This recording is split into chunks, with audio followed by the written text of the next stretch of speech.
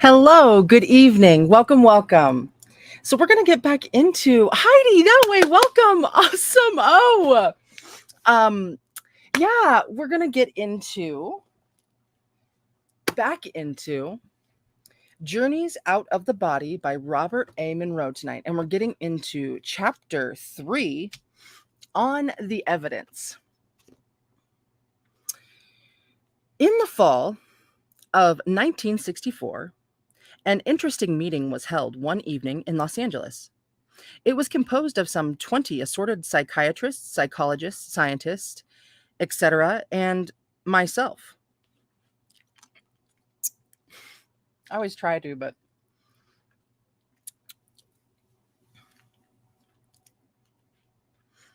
it was a most rewarding evening. The purpose of the meeting was to examine with sincerity and seriousness the experiences and experiments which have been condensed herein. After several hours of interrogation by the group, it was my turn. I asked two simple questions of each of them.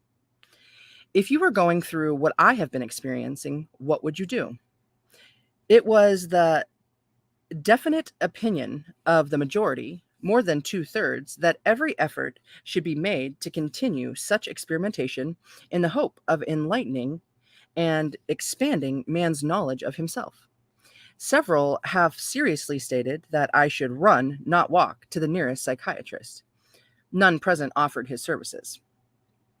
The second question: would you personally take part in experiments that would lead to the creation of such unusual activity in yourself? Here, the pattern changed somewhat. About half stated their willingness to participate. Oddly, in this group were some of those who were most skeptical of the reality of such experiences. Of course, this gave me the opportunity to nudge gently those who were in favor of continued experiments. When it came to the dive into the cold, strange waters, let someone else do it. And in many ways, I don't blame them. If presented to me 12 years ago, I doubt that I would have volunteered. Why did the group bother to assemble? Curiosity, perhaps. Or again, it may have been some of the evidential material that had been accumulated. I hope the latter. Here are some of the key reports from the notes, which aroused their interests. Hey, cool gamer, welcome. Thank you. 9:10:58 afternoon. Again, I floated upward with the intent of visiting Dr. Bradshaw and his wife. Realizing that Dr. Bradshaw was ill in bed with a cold, I thought I would visit him in the bedroom, which is a room I had not seen in his house, and if I could describe it later, could thus document my visit. Again came the turning in air, the dive into the tunnel, and this time the sensation of going uphill. Dr. and Mrs. Bradshaw live in a house some 5 miles from my office, up a hill. I was over trees, and there was a light sky above. Momentarily, I saw, in the sky, a figure of a rounded human form, seemingly dressed in robes, and a headpiece on his head. An oriental concept remains. Sitting, arms in lap, perhaps cross-legged, a la Buddha, then it faded. I don't know the meaning of this. After a while, the uphill travel became difficult, and I had the feeling that the energy was leaving, and I felt I wouldn't make it. With this thought, an amazing thing happened. It felt precisely as if someone had placed a hand under each arm and lifted me. I felt a surge of lifting power, and I rushed quickly up the hill. Then I came upon Dr. and Mrs. Bradshaw. They were outside the house, and for a moment I was confused, as I had reached them before I got to the house. I didn't understand this because Dr. Bradshaw was supposed to be in bed. Dr. Bradshaw was dressed in light overcoat and hat, his wife in a dark coat and all dark clothes. Excuse me. I still feel something there. Yay! Welcome in, Genevieve! Asimo!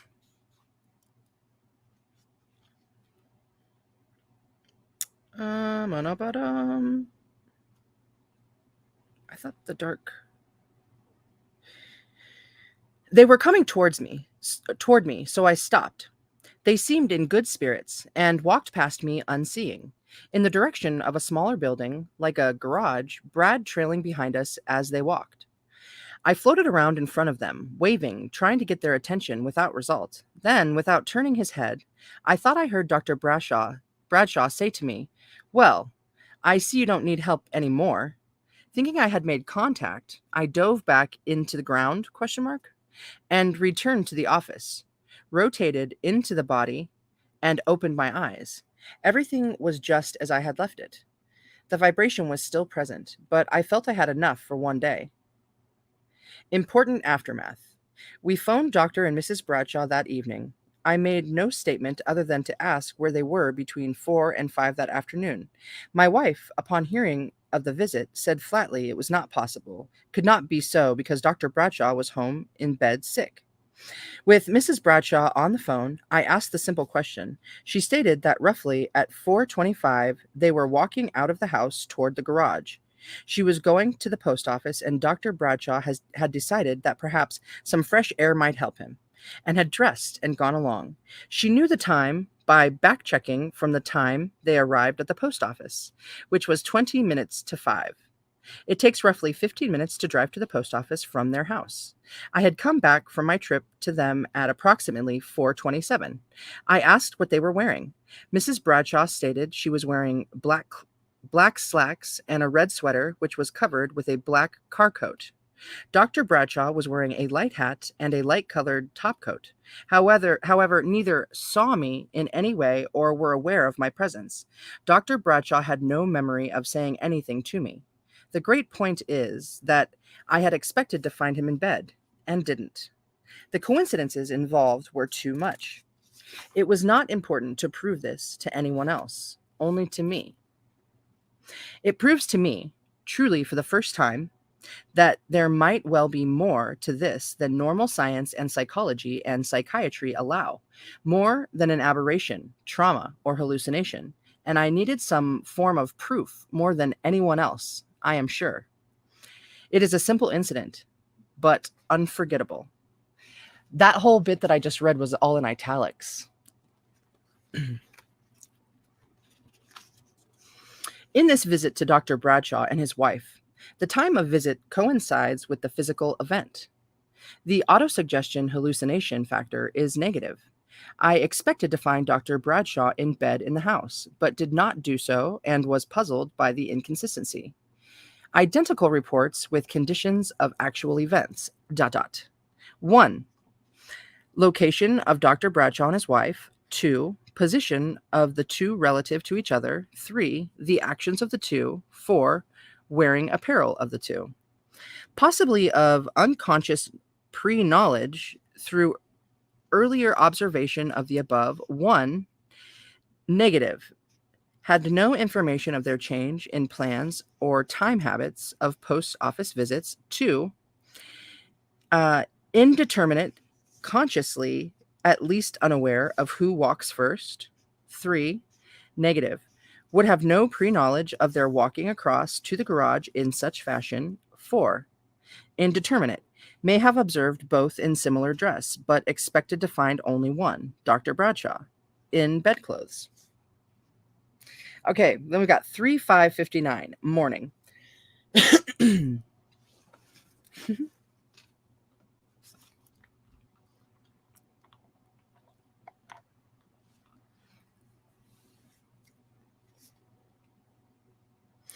In a motel in Winston-Salem, I woke up early and went out to have breakfast at 7:30, then returned to my room about 8:30 and lay down. As I relaxed, the vibrations came and then an impression of movement. Shortly thereafter, I stopped, and the first thing I saw was a boy walking along and tossing a baseball in the air and catching it. A quick shift, and I saw a man trying to put something into the back seat of a car, a large sedan. The thing was an awkward-looking device that I interpreted to be a small car with wheels and electric motor. The man twisted and turned the device and finally got it into the back seat of the car and slammed the door. Another quick shift, and I was standing beside a table. There were people sitting around the table, and dishes covered it. One person was dealing what looked like large white playing cards around to the others at the table. I thought it strange to play cards at a table so covered with dishes, and wondered about the overlarge size and whiteness of the cards. Another quick shift. And I was over the city streets, about 500 feet high, looking for home. Then I spotted the radio tower and remembered that the motel was close to the tower, and almost instantly I was back in my body. I sat up and looked around. Everything seemed normal. Important aftermaths. Okay, so these are his notes. This is cool. Oh, excuse me. Man, yeah, I'm really full right now. But my meal was delicious. Important aftermath. That's the same evening I visited some friends, Mr. and Mrs. Agnew Bonson, at their home. They were partially aware of my activities, and on a sudden hunch, I knew the morning event had to do with them. I asked about their son, and they called him into the room and asked him what he was doing between 8:30 and 9 that morning. He said he was going to school. When asked more specifically what he was doing as he went, he said he was tossing his baseball in the air and catching it. Although I knew him well, I had no knowing that the boy was interested in baseball, although this could be assumed. Next, I decided to speak about the loading of the car. Mr. Bonson was astounded. Exactly at that time, he told me, he was loading a Van de Graaff generator into the back seat of his car. The generator was a large, awkward device with wheels, an electric motor, and a platform. He showed me the device. It was eerie to see physically something you had observed only from the second body. Oh, wow. Next, I told about the table and the large white cards. His wife was excited at this one. It seems that for the first time in 2 years, because they had all arisen late, she had brought the morning mail to the breakfast table and had passed out the letters to them as she sorted the mail, large white playing cards. They were very excited over the event, and I am sure they were not humoring me. When he was talking about the large white cards, I thought maybe they're menus. um, in the morning visit to Mr. Bonson and his family, the time of visit coincides with actual events. Autosuggestion hallucination, negative. No conscious intent of visit, although unconscious motivation possible. Identical reports with conditions of actual events. 1. Son walking down the street tossing ball in air. 2. Mr. Bonson at car. 3. Mr. Bonson's actions at car. 4. Device he had at car. 5. Action of Mr. Bonson at table. The dealing of cards. 6. Card size and white color. 7. Dishes on table. Possibly of unconscious pre-knowledge through either observation of the above. 1. Negative, unaware of son's interest in baseball and not conscious of his basic activities. 2. Negative, I had no knowledge of Mr. Bonson's actions in morning around car, and reported action was not part of his daily routine. 3. Negative, as indicated, such actions were not routine, example, loading of car, thus could not be part of pre-observed habit patterns of Mr. Bonson. 4. Indeterminate, possible that device had been observed previously but not in location indicated. 5. Negative, no part of pre-observation memory, as Mrs. Bonson did not make habit of such action. Sorting mail at table was an unusual event. 6. Negative, for reasons just given, coupled with no such habits in own life pattern of sorting mail at table, plus misinterpretation of action itself. 7. Intermediate, pre-observation could have been applied here in relation to the Bonson family, as Ryder had taken breakfast there several times. 10/12/60, night. The results are so contradictory to what I believed that it must be reported in detail. In our attempts to find some answers anywhere, we had come in contact with Mrs. M, who purportedly had mediumistic powers. I have and still have the highest regard for her as a person of great kindness and integrity. However, on 2 sittings in which we participated, I came away with the definite impression that Mrs. M, although deeply sincere, was acting out some form of split personality when she went into a trance. The guides who took over her body, and spoke through her vocal cords were to me nothing more or less than manifestations of this. This implied not that I thought Mrs. M deliberately created this illusion, but that it happened as a result of a self-induced hypnotic state, and she truly had no knowledge of what took place. I was sure that in no way was Mrs. M attempting to fake. She wasn't and isn't that type of person. What left me unconvinced was that when I had asked her guides, her dead husband and an American Indian, certain questions as they spoke through her, I received evasive replies. The best I could get was, "You will discover this through your own sources." This at the time seemed to me to be a simple way to avoid an answer that could be verified in other ways. It is important that I point out my complete skepticism of Mrs. M and her guides. So it is important to point out that I point out my complete skepticism of Mrs. M and her guides. Okay. Yet what happened last night and the report today utterly confuses me. RG, a friend of Mrs. M, had suggested that I attempt to visit a seance to be held by Mrs. M in a New York apartment Friday night last night. I half agreed, stating that I certainly wasn't sure that it was possible. Frankly, when Friday night came, the meeting had slipped my mind, consciously at least. That was in parentheses. Awesome. Oh my gosh. Awesome. I love you. Here is what took place. After a normal evening at home, my wife and I went up to bed around 11:30. My wife fell asleep almost immediately, as I could tell from her steady deep breathing. As I lay there, evidently deeply relaxed and possibly half asleep, I suddenly felt that walking over your grave coldness, and the hairs on the back of my neck started to rise. I looked across the half-darkened room, fearful yet utterly fascinated. I don't know what I expected, but standing in the doorway leading from the hall was a white ghost-like figure. It actually looked like the traditional figure of a ghost, some 6 feet tall, as it stood there, with a flowing sheet-like material draping from it, its head to the floor. One hand was reaching out and holding onto the door jamb. I was completely frightened, and I had no chance to connect the figure with anything I had done. The moment it began to move toward me, I cringed in half terror, and at the same time felt I had to see what it was. Almost immediately, I felt hands placed over my eyes so I couldn't see. I kept pulling the hands away in spite of my fear until finally the ghost-like form was beside the bed, not a foot away from me. Then someone took hold of my upper arms gently, and I moved up out of bed. With this, I calmed down, evidently because I felt that whatever it was friendly. I didn't struggle or resist.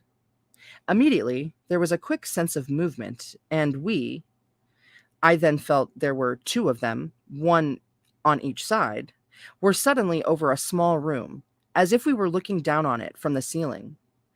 In the room below were four women. I looked at the two beings on each side of me. One was a blonde male, the other dark-haired, almost oriental.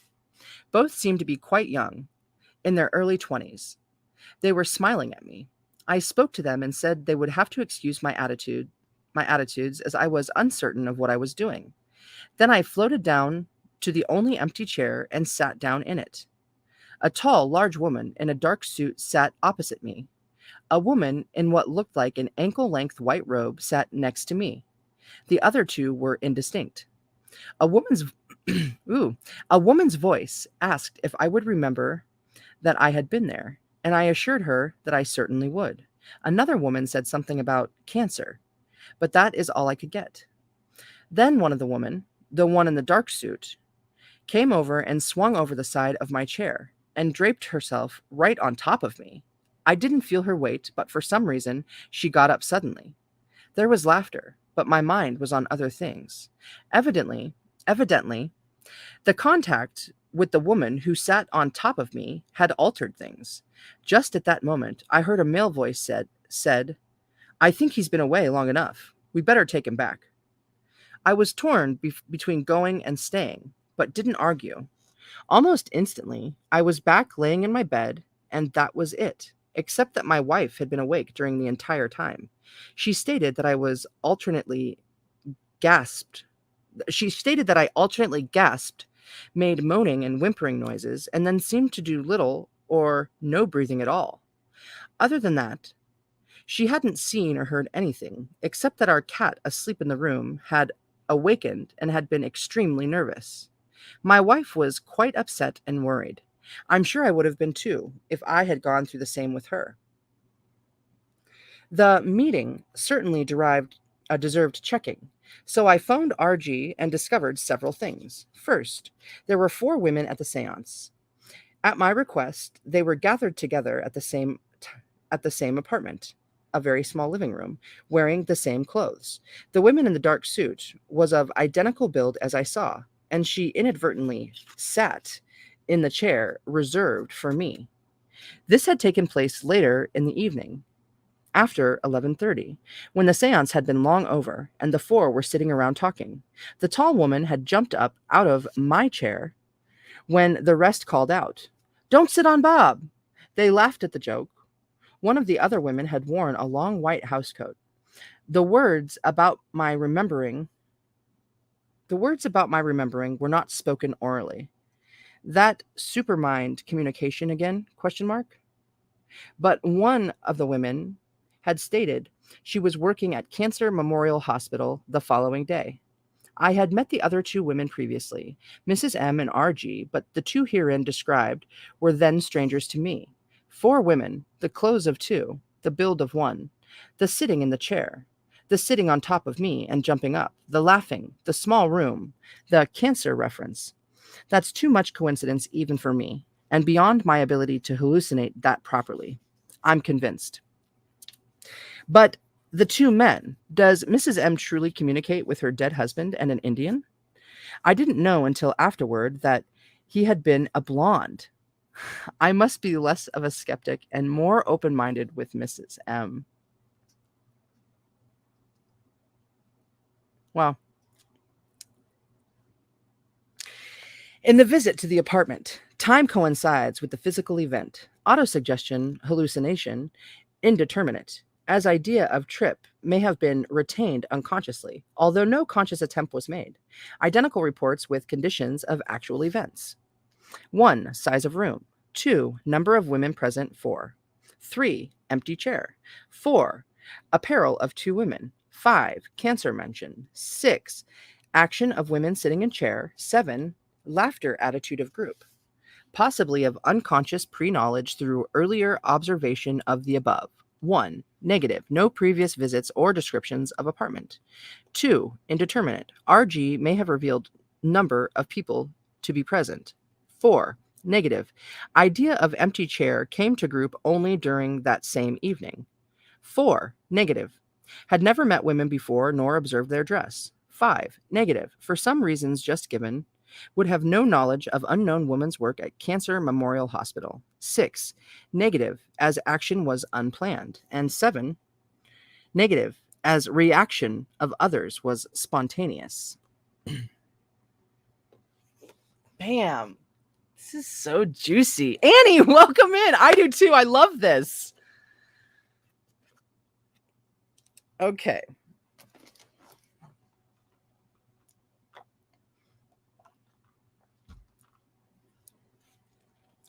(8:15:63) afternoon. A productive experiment after a long layoff. R.W., a businesswoman whom I know quite well through long work association and a close friend aware of my activities, but somewhat skeptical still, in spite of rather unwilling participation, has been away this week on her vacation up on the New Jersey coast. I do not know exactly where she is vacationing other than that, nor did I inform her of any planned experiment, simply because I hadn't thought of it until today, Saturday. This afternoon, I lay down to renew experimentation and decided I would make a strong effort to visit R.W. wherever she was. Rule 1 in my case always has been that I am most successful going to someone I know well, and the opportunity does not come up too often. I lay down in the bedroom about 3 in the afternoon, went into a relaxation pattern, felt the warmth, high order vibrations, then thought heavily of the desire to go to RW. Hey, Code, welcome in. Oh my gosh, I miss you, man. Dang it. We need to talk. We need to get together. All right. There was the familiar sensation of movement through a light blue, blurred area. Then I was in what seemed to be a kitchen. RW was seated in a chair to the right. She had a glass in her hand. She was looking to my left, where two girls, about 17 or 18, one blonde and one brunette, also were sitting, each with glasses in their hands, drinking something. The three of them were in conversation, but I could not hear what they were saying. I first approached the two girls directly in front of them, but I could not attract their attention. I then returned to RW, and I asked if she knew I was there. "Oh, yes, I know you were here," she replied, mentally or with that mentally or with that super subconscious communication, as she was still in oral conversation with the two girls. I asked if she was sure that she would remember that I had been there. "Oh, I will definitely remember," the reply came. I said that this time I was going to make sure that she remembered. "I will remember. I am sure I will," RW said, still in oral conversation simultaneously. I stated that I had to be sure she would remember, so I was going to pinch her. "Oh, you don't need to do that. I'll remember," RW said hastily. I said I had to be sure, so I reached over and tried to pinch her, gently, I thought. I pinched her in the side, just above the hip and below the rib cage. She let out a good howl, "Ow!"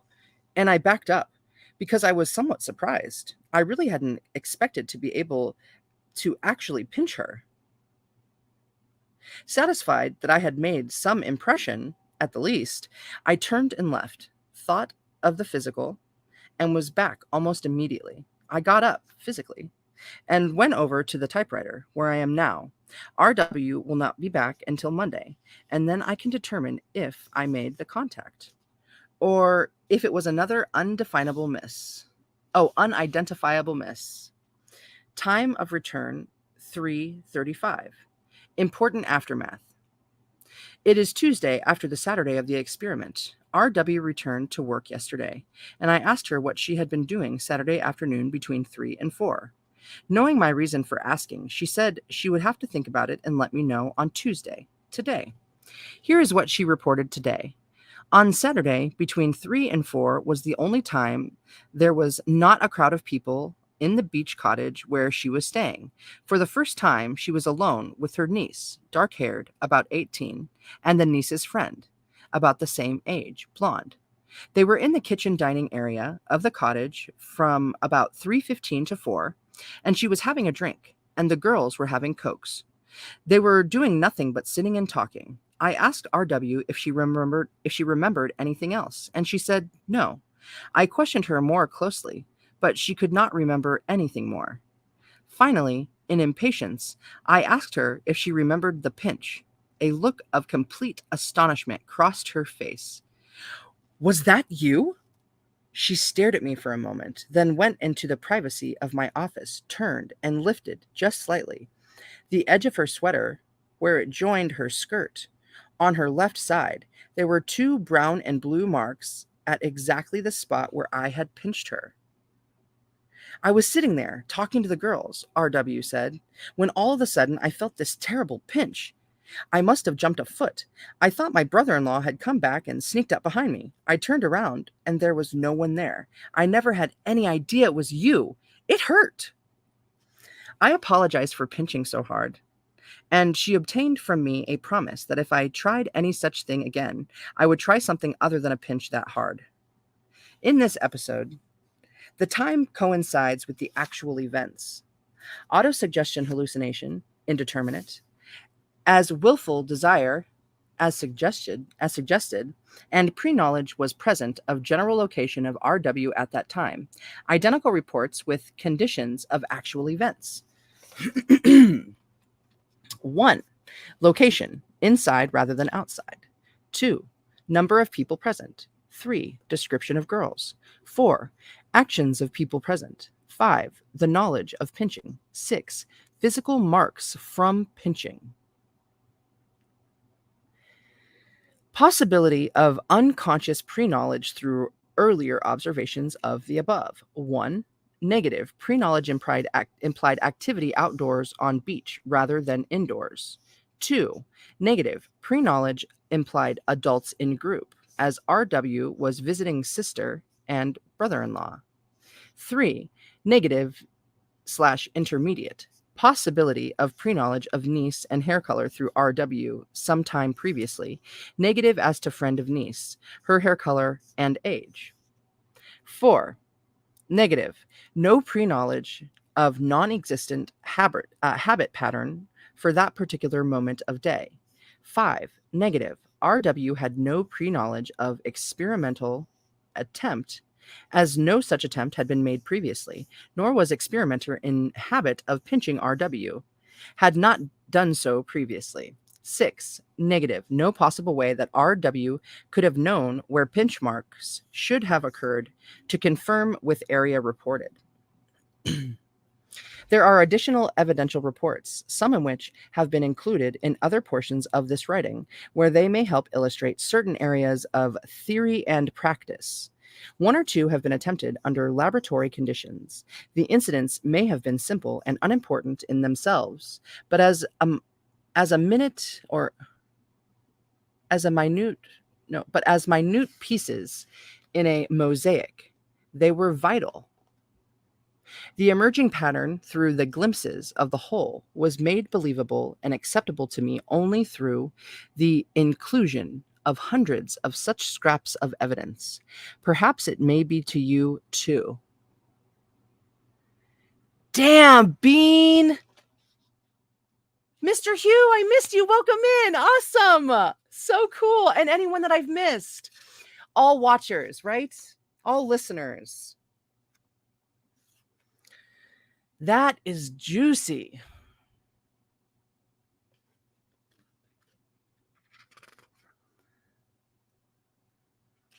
Okay, we're going to read chapter 4. It's tiny. Chapter 4, the here dash now.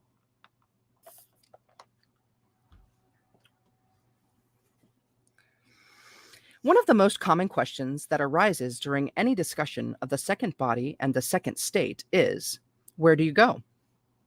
In evaluation of all experiments, there evolved what seemed to be 3 second state environments. The first of these was identified as Locale 1, for lack of a better nomenclature. More appropriately, it could be called the here now. Locale 1 is the most believable.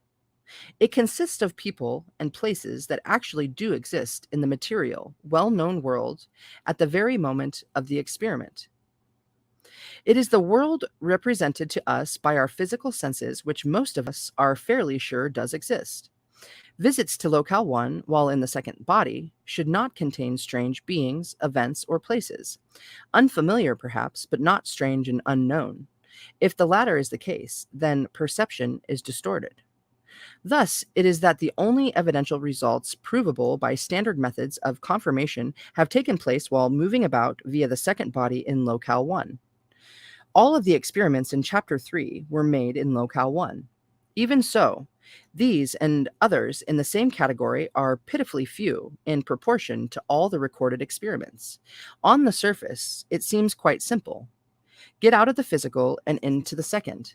Then go visit George and make contact. Come back into the physical and report. Nothing to it. If only it were that easy. Yet the factors present that make it difficult are recognizable.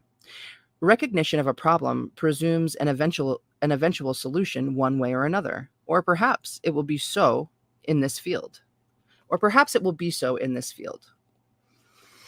Let us take first the factors of direction and identification. Suppose, for example, fully conscious and in your physical body, you were able to soar through the air rather than walk on the ground or ride in a car. You discovered this ability and decided to fly over to George's house to demonstrate how it works. Your house or your laboratory is on the outskirts of a large city. George lives in a subdivision on the other side of town. On a sunny afternoon, you start off. Naturally, you rise high in the air so as to avoid obstacles of trees, buildings, etc. Uncertain, you don't go too high. You want to be able to recognize landmarks which might be difficult to see from 5,000 feet. Therefore, you stay low, about 100 feet off the ground. Now, which way to go? You look for points of familiarity. It is at this moment you realize you have a problem. You don't have a compass course to George's house, and it wouldn't do you any good if you did. You don't have a compass. Undaunted, you decide to cut across the city using the familiar buildings and streets as guideposts. You have driven the route many times, so you should find your way easily. I want to pause here and just say something real quick. Hey, Emoji King, welcome in. Awesome. I used to always struggle with directions, and then I decided that I was going to stop that I was going to stop struggling with directions. And so I decided I was going to learn how to be better about that. And the thing that helped me the very most was just if I could get a bird's eye view of it, if I could see the map and then I could envision it from a bird's eye view, then I knew I would be fine, right? Plus, I think learning a little bit about programming and gaming and all of that, and like building something in a matrix, in a space, yeah, that helps. That helps too. Okay. You start off over houses and streets, and almost immediately you become confused. The familiar has suddenly become unfamiliar. You look back and you have difficulty finding your own house, even at close range. It takes a moment to realize why this is so. You have been earthbound, and your entire point of view has been from a level of less than 6 feet. Most of the time, we habitually look straight ahead or down. Only occasionally do we look up, or when something attracts our attention. Even such an upward looking angle of vision has little relationship to looking down from 100 feet. How long would it take for you to recognize your own home if you were shown a photograph taken from directly overhead? The same applies to all familiar surroundings, streets, buildings, cities, and people. You may get to George's house, but it will take you a long time. You may not identify it from a distance of 50 feet because you know only the appearance of the front of his house, and you approach it from the back. It is not a failing peculiar to you. Pilots of aircraft, their attention diverted for a moment, have become lost within 2 miles of the airport when flying at low level in bright daylight. For a moment, everything below is completely unfamiliar. Only navigational instruments can bring the quick orientation needed. It is easy to see how this problem can be compounded when your friend George lives in another city and distance away, where you have never visited, and when you have not seen pictures of the house. Of course, if he painted the fluorescent yellow X on the roof with a 10 million candle power beacon of light, with similar markers on streets and highways along the route, you just might make it. Now let's take the same trip in the second body and examine it comparatively. Again, you are overhead 100 feet, floating in the air, this time with no physical body. And it's a bright sunny day, but your seeing is somewhat impaired. You still are not fully accustomed to the technique of how you are seeing. As a result, your vision is distorted in one way or another. You can work your way slowly from over your home to George's house, much as you would if in the physical body. It would be the same slow process under less favorable visual conditions. There is a better, faster way. Happily, there seem to be built-in directional senses if their use can be mastered. The if is the catch. As noted elsewhere, you think of the person at the end of your destination, never a place, but a person. and use the method prescribed. In a few moments, you are there.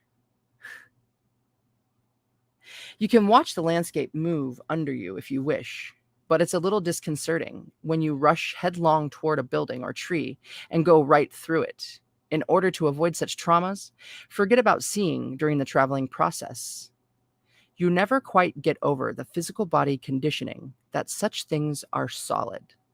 At least I have not. I still have the tendency to move in the direction of the door to leave, only to realize again the situation when my second body hand goes through the doorknob.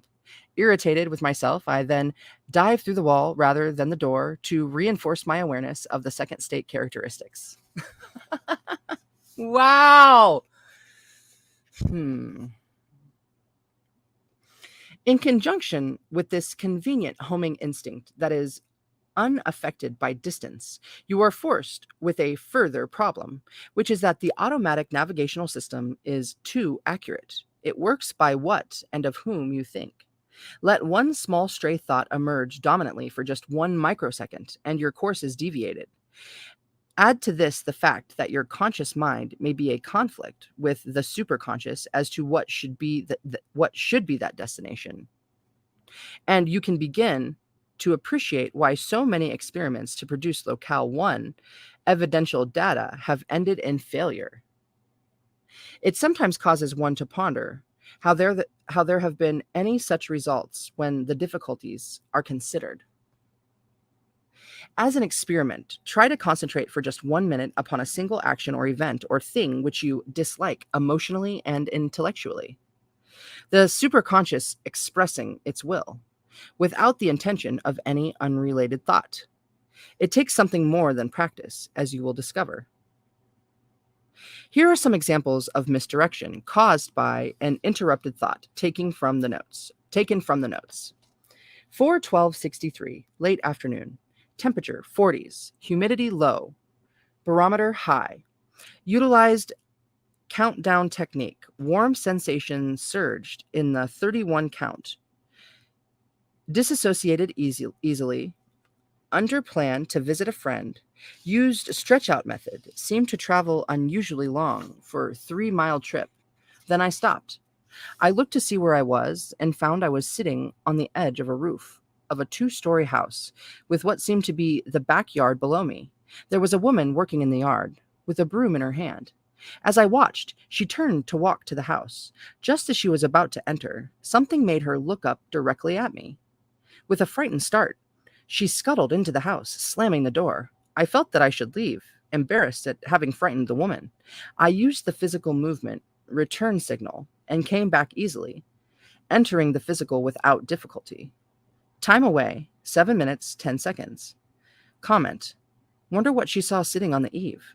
Also, why this destination? Evidently, concentration failure again. 6/29/60, late evening. Temperature 70s, humidity medium, barometer average. Physically tired. Blood flow surge came at hold-off point before sleep. Under plan to visit Dr. Andrija Puaric, somewhere in California. Moved blindly for a short period, then stopped. 4 people were seated around a table, 3 men and a boy of about 11. Obviously not Dr. Puaric. Unless unusual situation. I asked where they were. What was the location, town or state? There was no answer to my query, and I sensed wariness and caution on their parts. I asked again, and the boy turned and evidently was about to reply when one of the men said, "Don't tell him." Evidently, they were afraid of me for some reason. I apologized for my nervousness and explained I was still new to the non-physical business, turned and left, not wishing to make them uncomfortable. Returned to physical uneventful. Time away, 18 minutes. Comment. No connection with Dr. Puaric's activities at this time, as he reports. Wrong destination again. No validation possible. Why does my presence create such fear?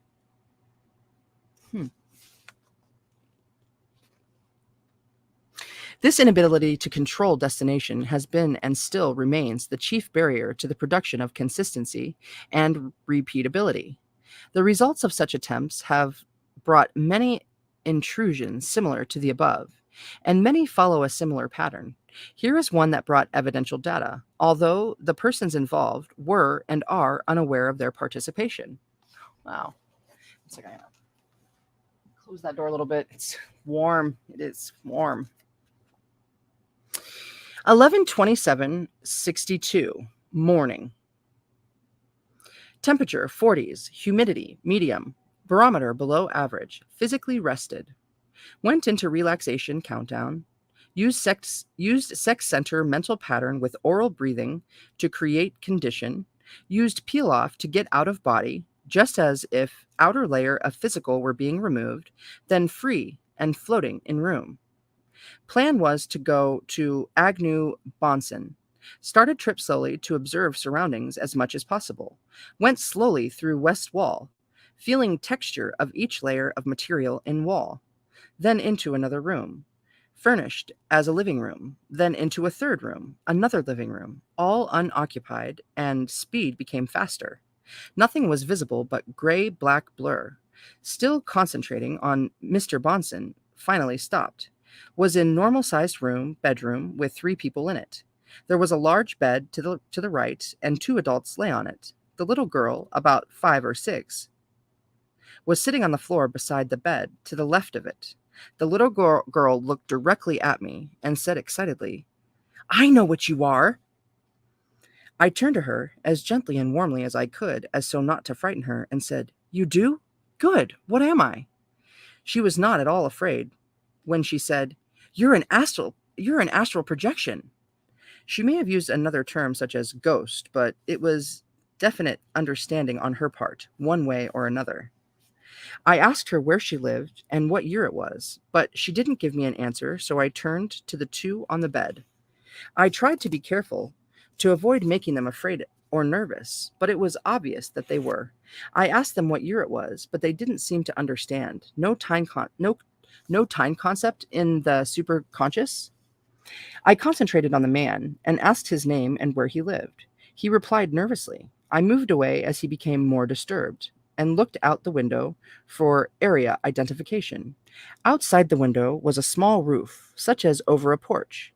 Beyond was a street with many trees and a grassy island strip in the middle. There was a car parked at the curb, a dark-colored sedan. I sensed a need to return to the physical and turned back to the 3 people. I asked if they would like to see me take off, and the little girl was eager, and the 2 adults appeared relieved. I used stretch technique, shot up through the ceiling, and returned to the physical without problems. Reason for recall: throat dry from oral breathing, time away 42 minutes. Comment: through a check by phone, I have located this family at the address which the man gave me. Would it be appropriate to visit them physically on some pretext? Hey, Crystal Shaman, welcome in. Welcome all. From this, it can be seen that a much more extensive and organized effort would be required for massive validation of second body activities in Locale 1. One subject and several assorted scientists and psychiatrists are not enough. Also, it can be noted that unexpected visits to unprepared persons can't be helped at this stage of control. Perhaps much could be gained if such people could be interviewed as to what they saw and felt at the time of the intrusion. The difficulty lies in locating these people. It is the exception that enough data is obtained to identify the place visited, as is the above. Also, it is interesting when possible to determine the inconsistencies of observation of Locale 1 activities while in the second state. Except in unusual instances, most visual input registers in shadings of black and white. This seems true under any lighting conditions. However, strong light and shadow create wrong perceptions.